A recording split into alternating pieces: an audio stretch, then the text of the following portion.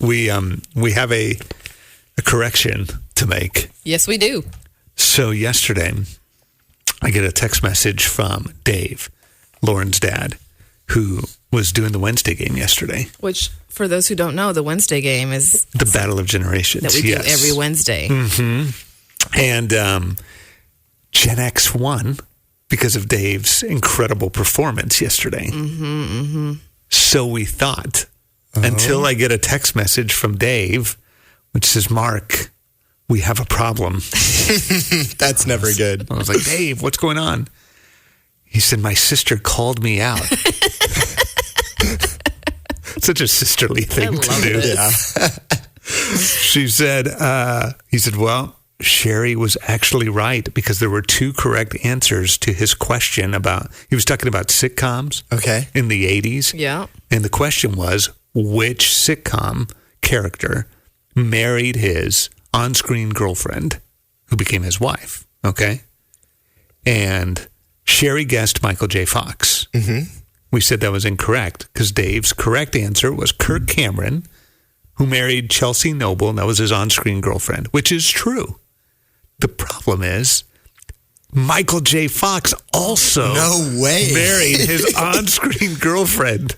That's Tracy such a Pollard. random thing, too. What? Both have 2 iconic shows where one of the main characters marries his on-screen girlfriend. So technically, Sherry was correct. Wow. Which means Boomers technically won the cheese medallion last week. Oh, the shame. Let me ask you this. Have you told Sherry this yet?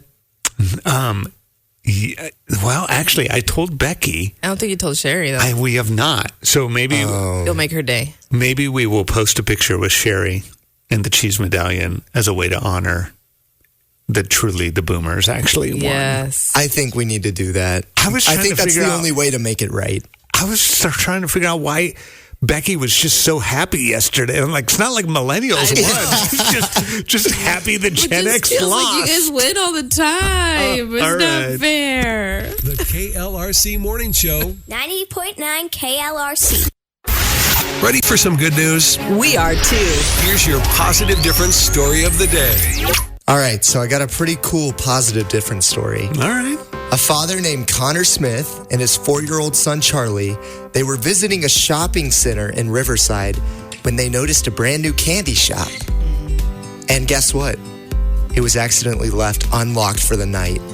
So it was like after hours, but the shop is open. Mm-hmm. So instead of just walking away, Connor briefly stepped inside to find a number for security, and then he and his son, they stood guard outside the candy shop until security arrived. Were they eating snacks? They were just good Samaritans. So wow. Yeah. That's really impressive. Their goal was simple.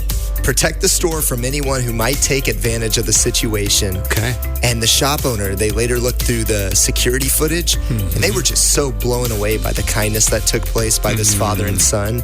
So she posted the video online to find out who they were and to thank them for literally saving her business on such a vulnerable night. Well, yeah, for a small business, that could have been massively detrimental. Candy's expensive nowadays. I was sitting there thinking about what a lesson for his son. Right? I mean, it's one thing to do it and hear about it, but actually, no, we did this together. Yeah. My dad and I, we guarded the candy store.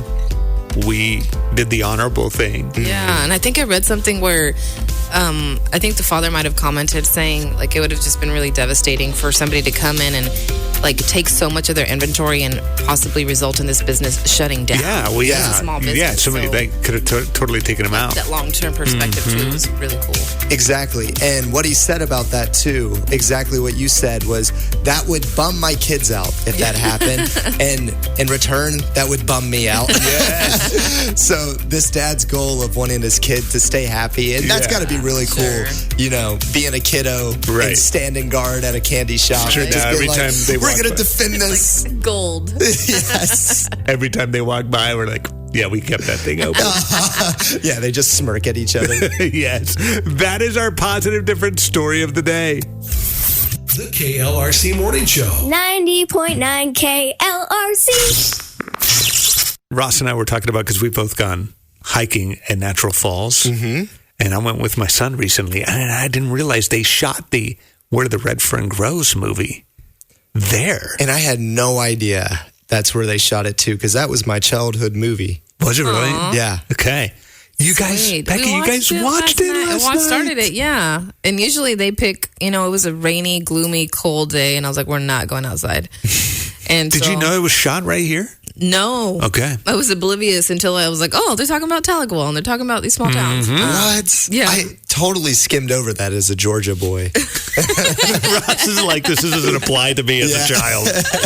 But no, they were so engaged, and really, we weren't done watching it because we started it later. But at the end of it, my 6-year-old goes, "Mama, I liked your choice." Oh, That's awesome. I approve. So we're getting ready to kick off this 30-day kindness challenge, which if you haven't yet, text us the word kind, and each day we'll send you a little assignment in the month of November. So it all starts this weekend. Text kind to 800-909-KLRC. It was actually first started by this lady named Shanti Fieldhan. She's like a relationship research expert. Yes. And they found like one of the most important things in relationships getting better, whether it's from bad to good or good to even better, was kindness. So they created the original 30-day kindness challenge. And then the other thing they found was this idea of vulnerability is huge. It absolutely is. And it's this article kind of refers to it as a relationship superpower. And I have this example of just last week when I was in Arizona. I've been having some medical stuff going on, and I was getting a little concerned, and I didn't want to share that with my husband because I didn't want to make him worried. Mm-hmm.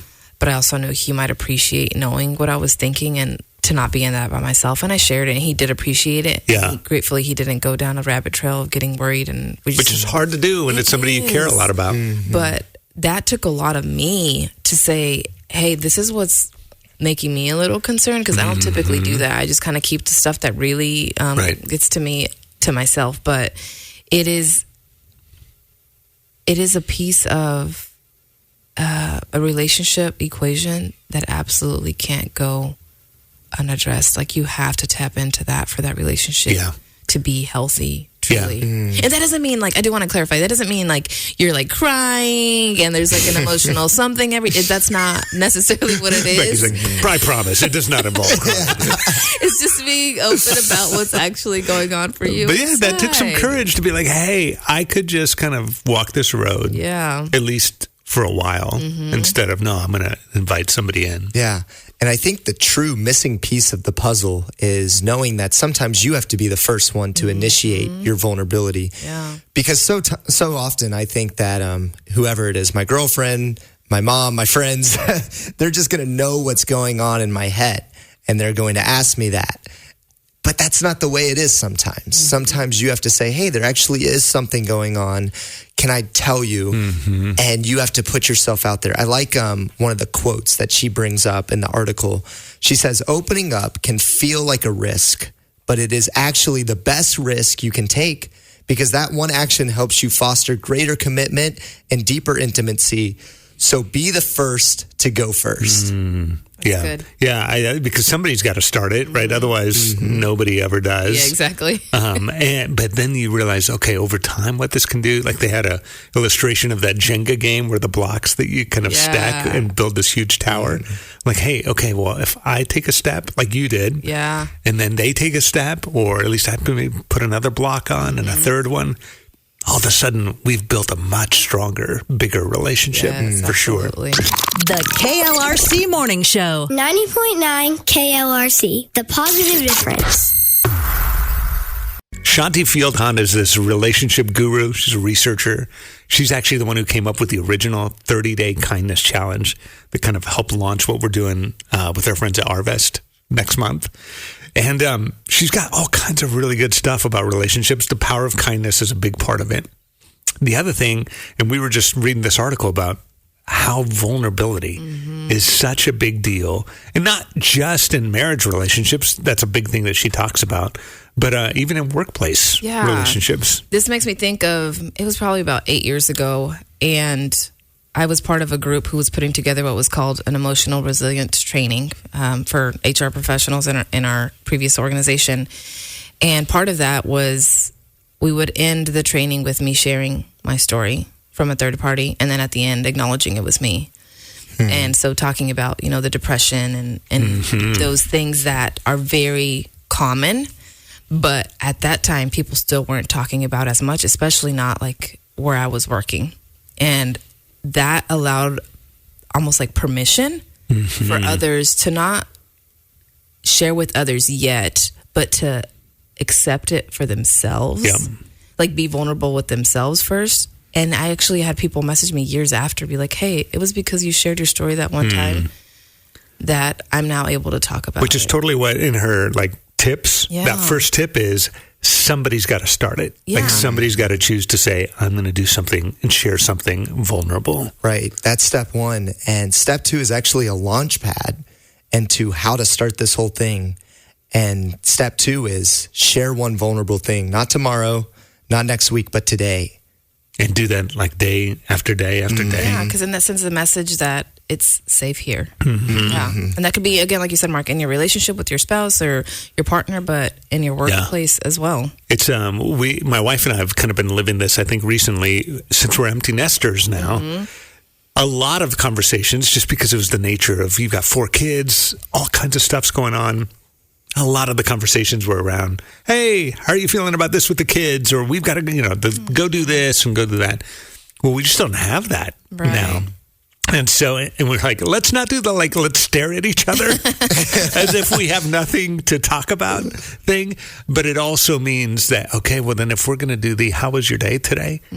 It can't be like, oh, okay, I did this with the kids or we did, it's got to be how are you today? And it's been interesting. She's done a really good job of asking me that regularly, and I appreciate that about her.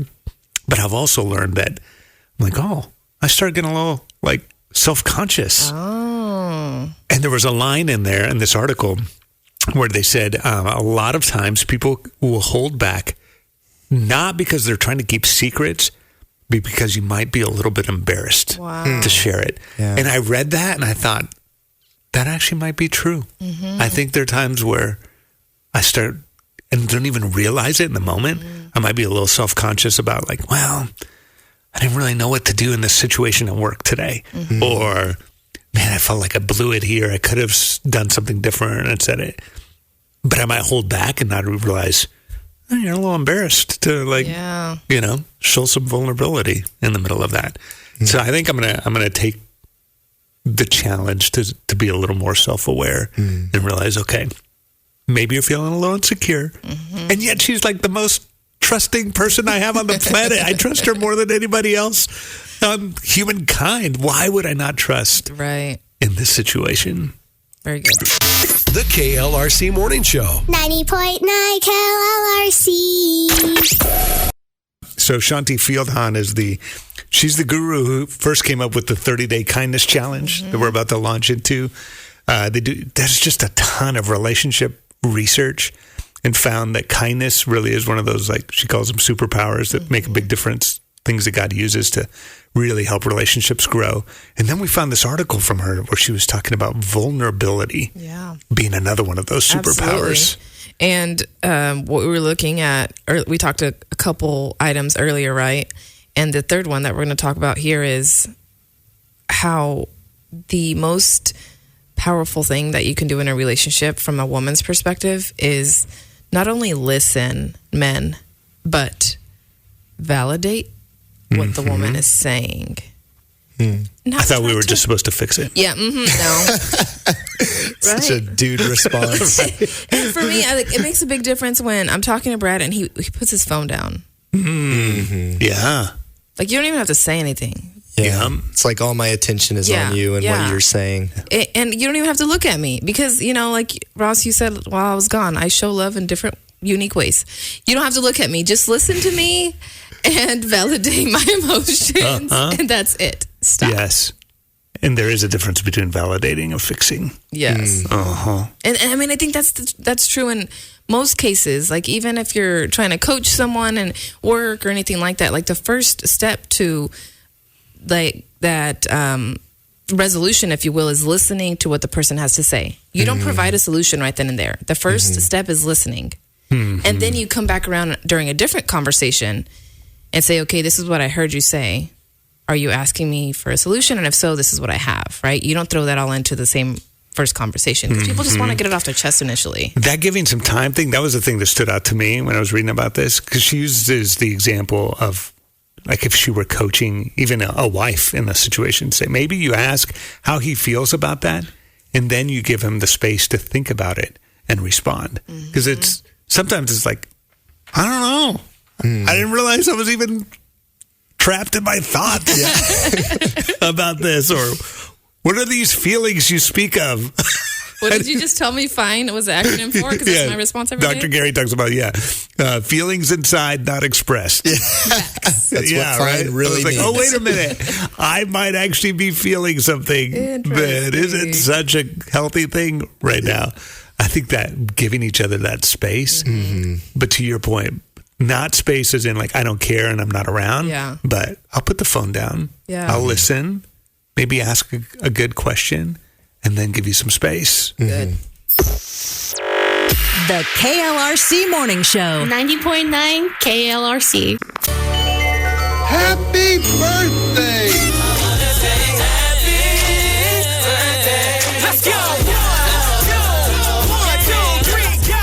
HPPYBRTX. I don't know that it's going to get any better. Now you're using your fingers to dance, Mark. I told have you. yet to see a dance like that. I'm bringing it in. Your There's fingers something can't inside dance. of me I'll give just you that. came out. All right. It is Thursday, October 30th. It's time for the Marketplace Grill Birthday Bash. We have Tommy K. Engel turning 8 in Tawnytown, Lawson Ray turning 12 in Fayetteville, Kaylee turning 23 in Hiwassee, Tyler turning 71 in Fayetteville, Duke having an 18th birthday in Rogers, and Gabe Gallian turning 11 in Gravett. All right. So the randomizer is going to pick a winner for us. We got a gift certificate for one of you to celebrate with our friends at the Marketplace Grill. And the winner is Kaylee turning 23. Happy birthday. Happy birthday.